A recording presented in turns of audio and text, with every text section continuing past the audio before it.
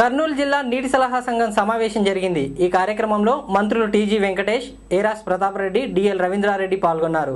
జిల్లా రైతులకు సాగునీటిని వెంటనే విడుదల చేయాలని మంత్రులు అధికారులను ఆదేశించారు।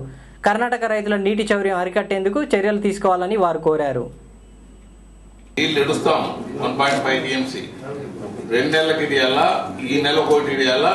ఎట్లా పంచాలి 1.5 టీఎంసీ మీరు డిసైడ్ చేయాలి, ఎందుకంటే మీకే అది మీరు డిసైడ్ చేయాల్సింది, అది మీ ఏరియాది।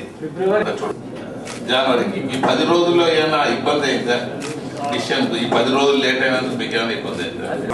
నీళ్లు మనకు కావాల్సిన నీళ్లు ఆడ ఉన్నాయి, తీసుకోవడానికి ఉన్నాయి, ఇప్పుడు స్టాండింగ్ క్రాప్ సేవ్ చేసుకోవడానికి ఉన్నాయి, దాంట్లో ఏం ప్రాబ్లం లేదు। సమస్య ఇప్పుడు ఏమి అంటే వాళ్ళ బోర్డు మెంబరు మనకు చెప్తున్నాడు అనేది మా మీద ఉంది, మీరు చెప్పేది రైటే। దాని గురించే ఇప్పుడు 1.5 టీఎంసీ మనకు నీళ్ళు ఇచ్చుకోవడానికి అభ్యంతరం ప్రాబ్లం సమస్య లేదు, కానీ ఓన్లీ సమస్య ఏమంటే అక్కడ ప్రొటెక్షన్ పెట్టుకొని నీళ్లు తీసుకురావాల్సిన అవసరం ఉంది।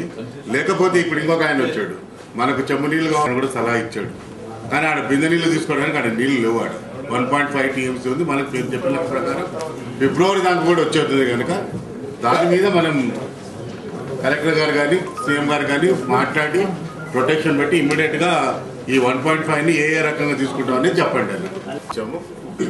దానికి 10 టీఎంసీ కంటే అప్రాక్సిమేట్లీ 5,000 to 6,000 ఏకర్స్ సబ్మెర్జ్ అవుతుంది। 20 టీఎంసీ అయినప్పటికీ దగ్గర 10,000 ఎకరాలు వస్తుంది। మరి 10,000 ఎకరాలు మనము అక్వైర్ చేయగలుగుతామో లేదో తెలియదు కనుక ఈ 10 టీఎంసీ వాయా మీడియా ఏదవుతుందో దాని మీద మనం వర్కౌట్ చేసి ఇమ్మీడియట్ గా దాని మీద మనం రెజల్యూషన్ మీరు వరి పంట వేసుకోండి, నేను నీళ్ళు ఇస్తాను, నేను పండిస్తానని చెప్పడం చెప్పింది। కనీసం మా కలెక్టర్ గారితో కలవాలి। ప్రొసీజర్ ఏంటంటే, కన్వెన్షన్ ఏంటంటే ఐఏబీ మీటింగ్ అందరూ సాధారణంగా మా కలెక్టర్ పని ఉంటే రాలేదు, పని లేకపోతే రావాలి, ఆయన నిర్ణయం తీసుకోవాలి।